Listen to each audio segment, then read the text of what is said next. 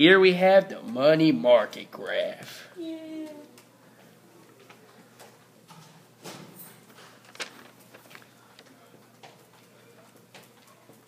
Our first curve on the money market graph shows the demand for money.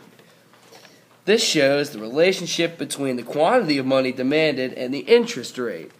On the y-axis we have the interest rate, and on the x-axis we have the quantity of money demanded. Isn't that just cool? It slopes downwards because the high interest rate increases opportunity cost of holding money, leading the public to reduce the quantity of money it demands. Shifts in the MD are changes in aggregate price level, changes in real GDP, changes in technology, and changes in institutions.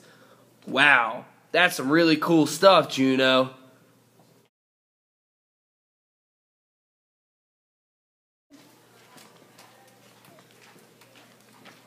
Here we have the supply of money curve. The money supply line is vertical because it is chosen by the Federal Reserve.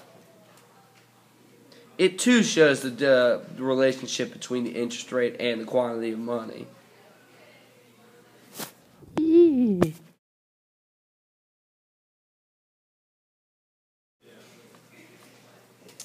Here we have the impact on investment and aggregate demand. This shows that more money equals an aggregate demand shift to the right, which equals a lower interest rate, which leads to a higher investment. When there's less money, the aggregate demand shifts to the left, which equals a higher interest rate and lower investment. Gee, Juno, I hope there isn't less money. Juno. Here we have crowding out. Crowding out is when the government deficit drives up the interest rate and leads to reduced investment spending, which causes aggregate demand to shift to the left.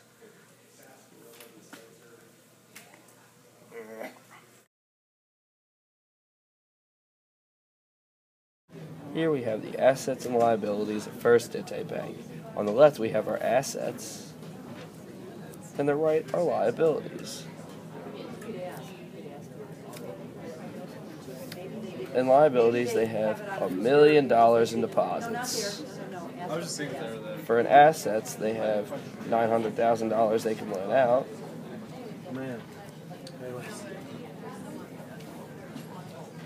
$900,000 they can loan out, and $100,000 in reserves.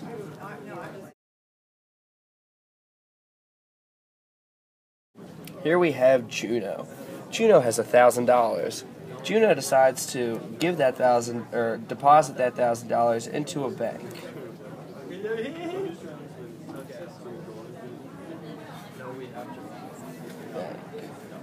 That bank then puts 100 of those dollars into its safe for reserves,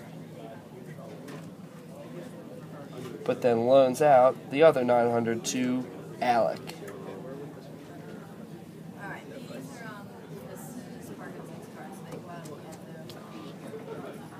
Alec then goes to Acme and gives them those $900.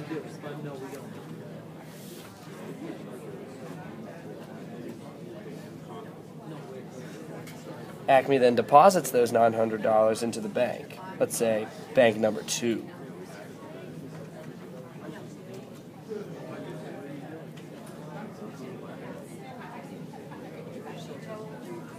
Bank number 2 then puts 90 of those dollars into reserves,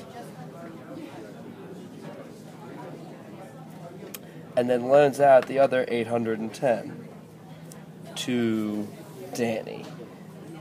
Are you going to use these? If not, please put it back on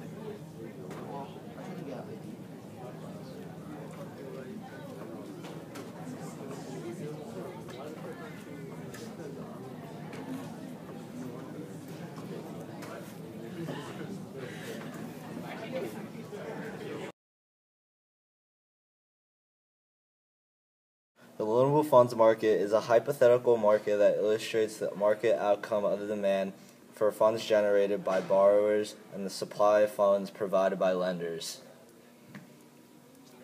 This is the demand for loanable funds graph. The demand curve for loanable funds slopes downward. The lower the interest rate, the greater the quantity of loanable funds demanded. The supply of loanable funds. The supply curve for loanable funds slopes upward. The higher the interest rate, the greater the quantity of loanable funds supplied. The shifts of the demand for loanable funds are the changes in perceived business opportunities and the changes in the government's borrowing. Isn't that awesome, Fischman? Isn't that awesome? It's awesome, Juno. And we're done. The shifts of the supply of loanable funds are changes in private savings behavior and capital inflows. Isn't that great? An increase in the demand for loanable funds leads to a rise in the interest rate. Yeah. An increase in the supply of loanable funds leads to a fall of the interest rate. Where